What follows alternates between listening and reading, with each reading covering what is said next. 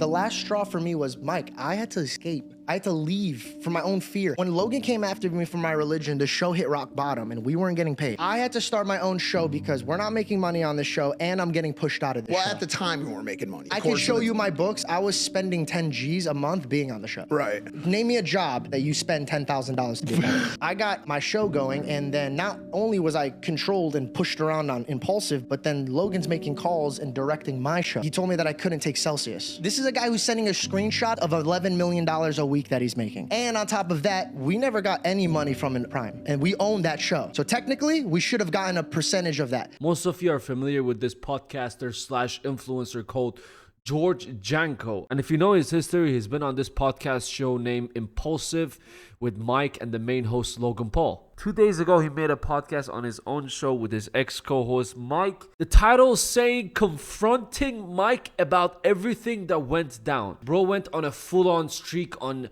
shitting on Logan Paul's name, saying how a bad friend he was, how he always put me down, he never lifted me up, and saying how Mike was always, like giving him a gaga and he was always behind him to protect himself. And if you're updated with the situation, a couple of months ago, he said that he got fired from Impulsive. He had to do his own thing. Logan Paul did me dirty after all these years. That was the time CoffeeZilla was shitting on Logan Paul as well, so everyone was on George's side. George playing the victim. He's saying all these things about Logan Paul, but never having any proof. Now, I've learned my lesson with the Sneeko Jinxie situation. No matter what the fuck anyone talks about on the internet, it is not believable until you show proof. I didn't really want to make a video about this, but something that really pisses me off is this faceless gaming commentary channels where they talk about drama. Well, they put a video game and they shit talk someone. Hey guys, I hope everyone's having a wonderful day. Jack Doherty is a piece of shit who deserves to die. Logan Paul is a degenerate human being who farts on cancer kids. Jack Doherty is such a pussy that he hides behind his security guard whenever he gets confronted. But I know you might think, oh, I hide behind the camera, but my situation is different. I put a video game for you guys so you will be entertained. It's totally different thing. And as soon as someone drops something bad about Logan Paul, Jake Paul, all these big influencers, they are there. You are shitting on them. I'm going to join you on the shitting session as well. You don't have proof? Don't worry. We are both going to spit on this guy's face because he's too famous and successful. Now, I've been doing commentary for a couple of months now, but these channels been doing it for years. They should know that if someone like George comes up and yaps for an hour about this shit, if there's no proof, talk about it and see both sides. But hey, that is not clickbait. That is not what viewer satisfaction is. So we are going to shit on them, on Logan Paul, with or without proof. Now, when the podcast dropped, I watched it, but I didn't really make a video about it because there's no proof. And I was waiting for a response because I know that fucking Logan Paul has a new PR. I don't know which team he switched up his team. He has a new manager, new public person who protects his image. They write down the script, the things he has to say. I don't know what he's doing, but he is doing a great job because guess what? A couple of hours ago, Logan Paul dropped a response to all of the allegations. I had to start my own show because we're not making money on the show and I'm getting pushed out. You made money on the show. I can show you my books. I was spending 10 G's a month being on the show. All right, Before Logan's response to this, when they first started out, they were all friends for such a long time. And you don't really get paid until the channel starts making money. As a content creator myself who does multiple social medias and collaborates with a lot of people, this is how shit works. We all start a group together. We all make money from the brand deals that we get on the show and we split the YouTube ad revenue. Now, if you're losing 10 G's, there's something fishy about it. How the fuck are you losing money by showing up on the show? Doesn't make sense. Talk about this. Obviously, I wasn't on the podcast to represent myself, so I'd like to clarify a few things that were said. As well as having his own credit card, all expenses related to the show were paid for, including all travel and lodging. Obviously, George's total reimbursement came out to $20,000, 317 cents. I'd love to see any books that show otherwise. Spending $120,000 a year to be on a show is a little confusing. This is a guy who's sending a screenshot of $11 million a week that he's making. This statement is so crazy that it's almost laughable. This whole video is a real Logan W. I think the second he found out that the girlfriend is pregnant with his son, We still don't know. We still need to do a DNA check. But the second he found out he's going to be a father, his whole personality changed. That would mean I'm making $572 million a year. I'm nowhere near that. What happened was Prime had a very successful month. I think we did like 60 to 70 million, and I sent it to our group chat because I was proud of the business. I was stoked to show the boys, and I think George maybe misinterpreted that as like my personal income. This is the time where Logan Paul realized that even with your own friends, not even with your own family, you should share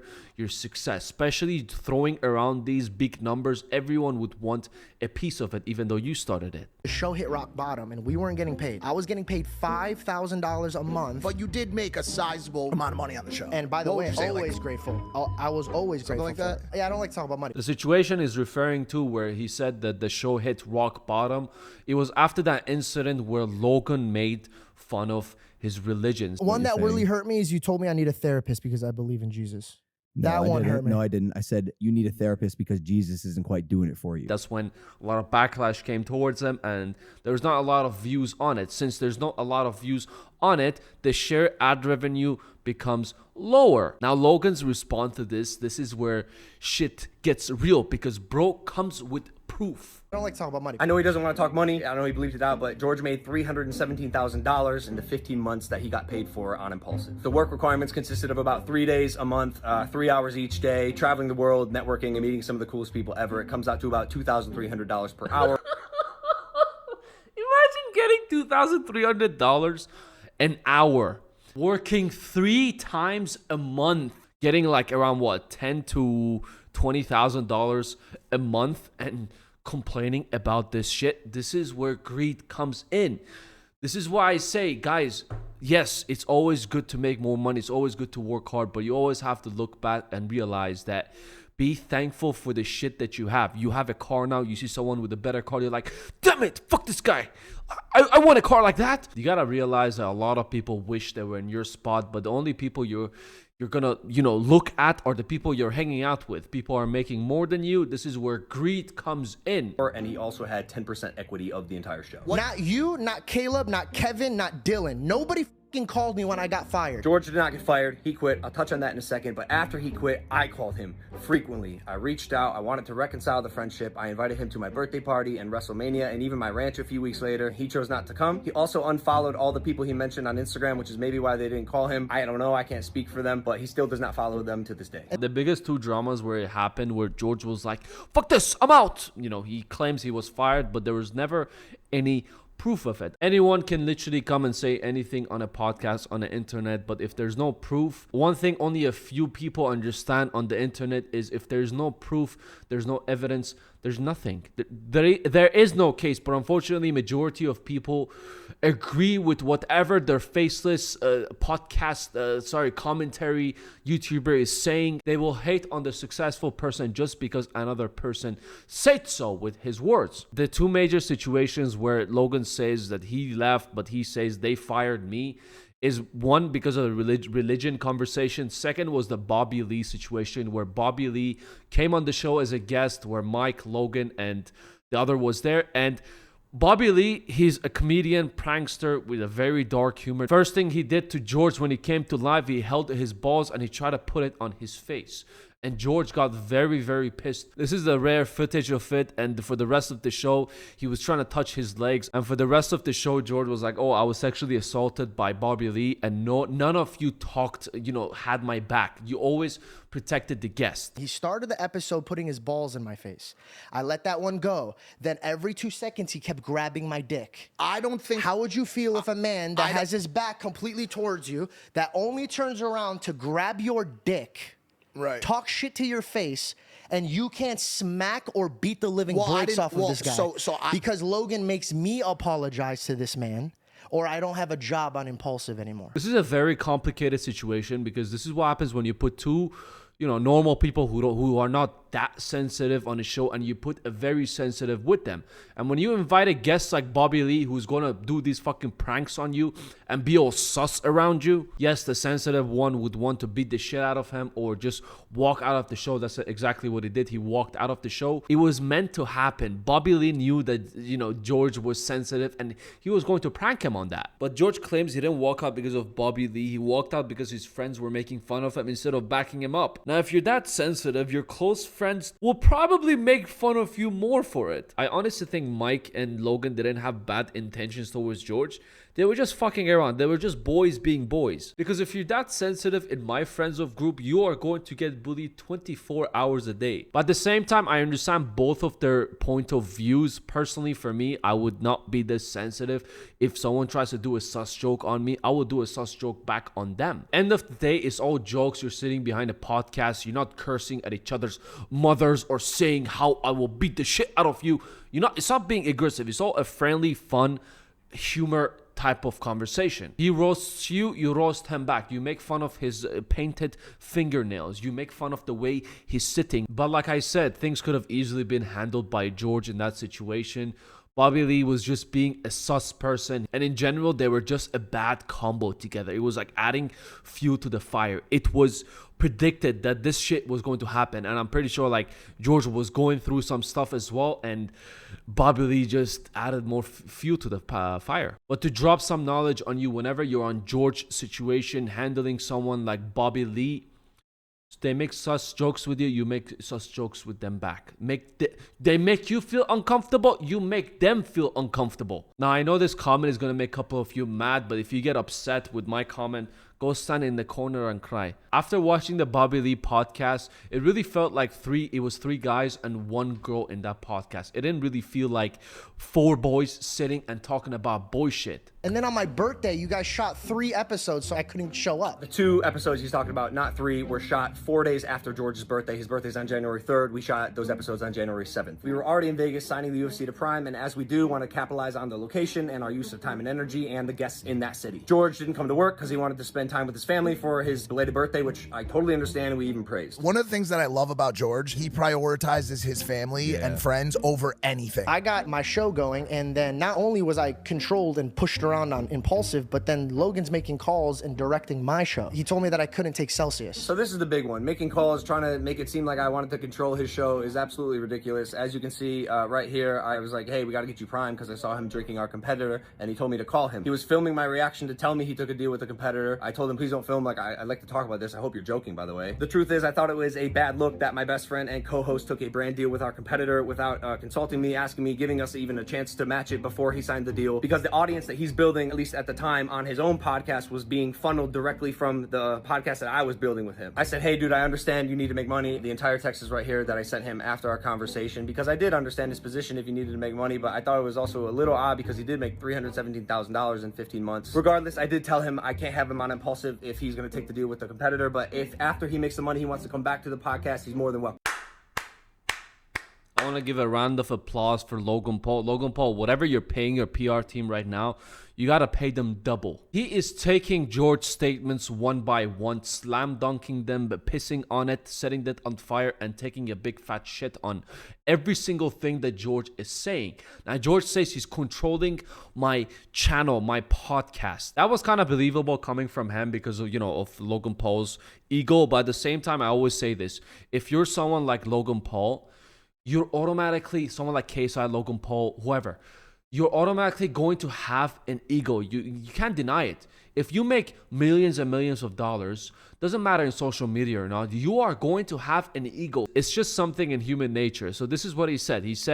George said that, he is trying to control my show because I show his competitor a drink. On the other hand, Logan comes and says that you are going to come on Impulsive and you are going to steal the audience coming to Celsius. Now, Logan Paul is not going to lose customers from Prime. People are still going to buy this, but I kind of understand his point of view as a businessman. If you want to promote the rival gang energy drink member, do it, but do not come on our show. Once you're done with it, you make your money, the contract is finished, you're more than welcome to come. I think that's the best way to go with it. Where you're at, there's no room for you to grow. They won't let you grow. They will not let you grow. I thought saying that to Mike was a little crazy. He's grown a lot. He has 2.7 million subscribers since we met. He's a multimillionaire, a best-selling author. I tried as much as I could to help him get into those positions, and it's not entirely because of me. Mike is a phenom in his own right, and he capitalized on the platform that I gave him, which is awesome. Just like George is doing now, but if that's not growth, what is? In fact, I think people forget, I praised George for starting a podcast, a lot. Georgie started his own podcast. I think it's a great idea. I always love when my co-hosts venture out and do their own things. Congratulations. It's awesome, guys. Check out his podcast. And also saying that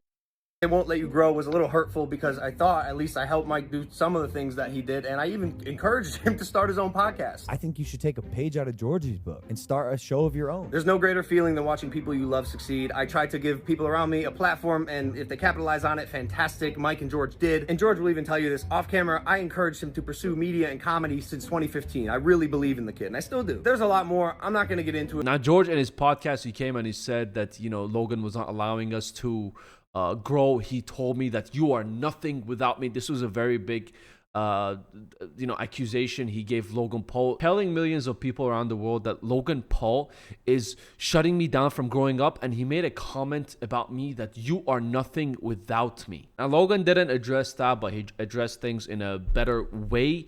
I want to say something with another comment with this as well, which I'm pretty sure, again, most of you are going to get very offended by this and be like, who are you with 11,000 subscribers talking shit? You are nothing. Who do you think you are, a YouTuber wannabe? You don't even get, 1% of the views they're getting. I'm going to get a lot of hate comments for this, but this is my opinion on this. Watching Mike and George during these podcasts, they wouldn't have gone anywhere without Logan Paul. They are the most basic podcasters out there. There is no personality into them. I'm being very straightforward with you, and I'm happy they had a friend who was already successful and he took them up with them, because that's what friends are for. If I get successful on YouTube, I'm going to bring my content creator friends up with me. That's how it's supposed to be, and happy it happened for them. But when they say, oh, the way George is speaking is, I could have been so much more, but Logan, he put a foot on my face and said, you are not going anywhere. You are nothing without me. I think that's just too much, because without Logan Paul, like I said, they wouldn't have the success that they have now, even though they're nagging and saying, oh, we're not making enough money. But this isn't to say, by the way, that I didn't fuck up along the way. I did. I should not have mocked his beliefs. I apologize for that. I should have stuck up for him with Bobby Lee, and I definitely should have had his back more like a friend. There's a lot of things I would have done differently, but here we are. It saddens me that our story has unfolded this way. I wish him nothing but health, wealth, happiness, all the success that he wants, and I hope that one day we can sit down and have a relationship and a conversation. Again, I gotta give a round of applause for Logan's team. That was a very rare Logan Paul W, and I really believe it's because he's becoming a dad. He's maturing up. He is learning from his mistakes, and he is going to go the right path from now. After all the shit that he's been through, he looks like he's learning a little bit, and he's becoming a little bit more likable with these responses. But still, Logan, pay your zoo scam crypto shit. And just a few hours ago, George dropped a response to Logan's response. Dang. First of all, happy Mother's Day before I get into this drama, because I gotta go take my mom out. I'm having a splendid day today. Second, yo, your TikTok is cute, bro. Starting off the video, he goes like, I'm having a splendid day. It's Mother's Day. I'm about to have such a great day. It's just like, when you're still in love with your ex, and your ex comes up to you and says, how are you today? Like, how are you? How you been so long? It'd be like, I'm fucking great. I've never been better in my whole entire life. It's a blessing to be alive, even though deep down you're dying, telling her I love you and miss you and I want you back. Do whatever you need, bro. Like, talk to your team, do whatever you need. But when you want to be a man, come talk to me like a man. Let's sit down like men and talk about it. Mike did it. Mike's a real man. He had the chance to come, sit, talk, show all of his points of views, brother. You could bring camera, you could bring your attorney, bro. Come sit on the couch and talk to me like a man. Let's talk, bro. Because obviously you want to talk. Let's talk. Now, honestly, I think George should contact Logan's PR team and take some notes from them, or, have them recommend a good PR team to him as well, because that response was ass. I didn't expect much from his response, but the way he said, let's sit and talk like a man, means one thing.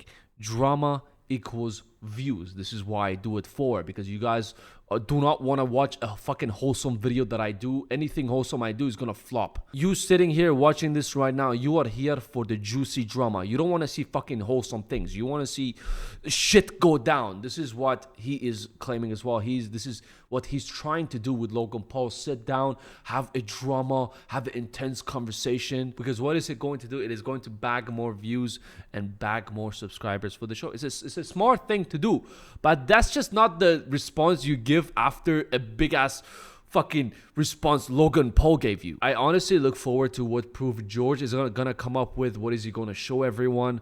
I hope it's something good, because the ball is in Logan Paul's court now.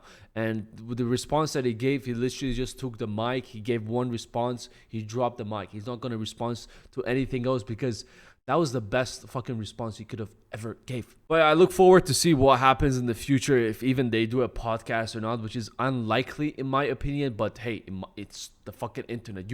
It might happen. Logan Paul might still be driving for those views and want to start a drama and debunk the whole thing and, you know, make his image a little bit better with his past history. But I just thought it was interesting to talk about this. I'll keep you updated if anything comes up. Take care of yourself. I'll catch you at the next one.